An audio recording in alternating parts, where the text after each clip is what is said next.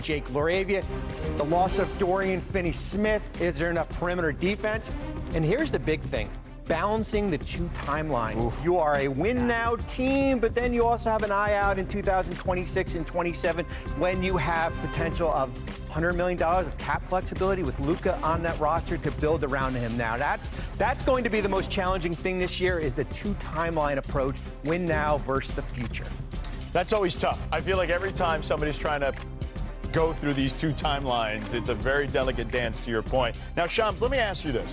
LeBron in the last year of a contract at the moment, what determines his future? I think just seeing how this year plays out, it's clear that he's not sure whether, does he have 1 year left? Does he have another season after that? So 2026, 2027. I did speak to his agent, Rich Paul, at Clutch Sports today, and he told me it's important not to worry about the future when it comes to LeBron James. Just appreciate the present and also maximizing his present. And that, obviously, that onus potentially falling on the Lakers and what team they put around him. But it's obvious. How does he feel about the Lakers going into the season as the year continues on? Can they be a contender moving forward? And I think the other thing that also sits here as well is Bryce James is going to start his freshman year at college. How does he look? How does he look as a prospect? How does he play into the 2026 NBA draft? So these are all things I think LeBron James is going to be open-minded about. Ramon, let me ask you this, because the poll was basically LeBron's a Laker or LeBron retires. What did you make of that particular distinction? Well, it's just because it's hard for him to go elsewhere. I mean, Bobby and I call you 7 times a week about if they did this, it's just hard for anyone to trade for a guy making $52 million. It's a lot of money. And even he would have to, ask for that. He would have to approve of that. And I think that we're in a position now where if he was going to do that, he's had opportunities, whether it be a couple years ago with the Warriors when they came calling. They expressed interest again this summer. The Cavs are on that list because we all know the heartstrings are there in Cleveland. But if they were going to do anything, it would probably have to be before the regular season even started because they're in the second apron. And so I think it's just hard to envision how he would go someplace else unless he asked for that. And Shams, to your point, it's based on how the Lakers do. If they're winning, if they're rolling, I think he blends in. If they struggle out of the gates or if they hit a rough spot, if somebody has an injury, then I think we have a lot of content to talk about in L.A. You think?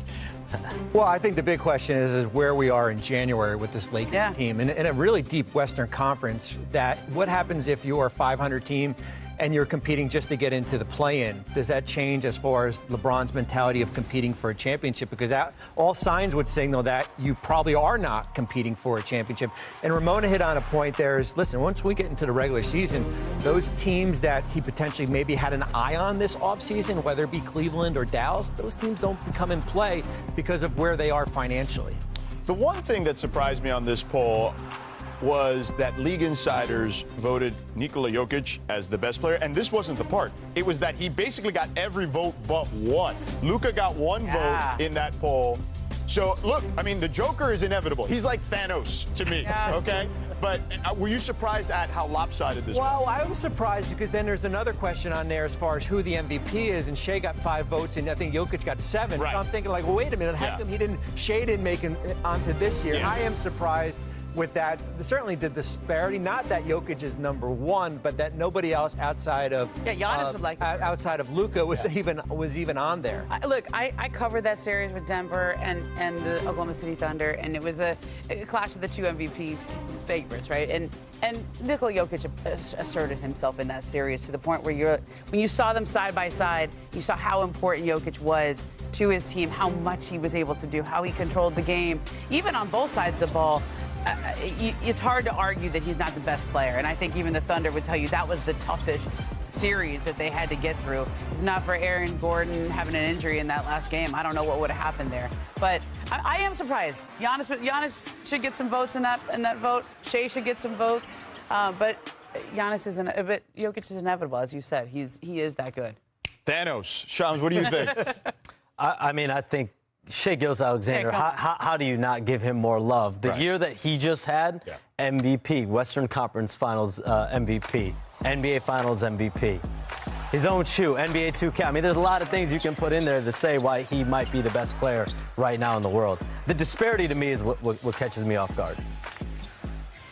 Now, let me ask you this. I'm with you guys. Like, I can make a case for a lot of those guys that you put in there.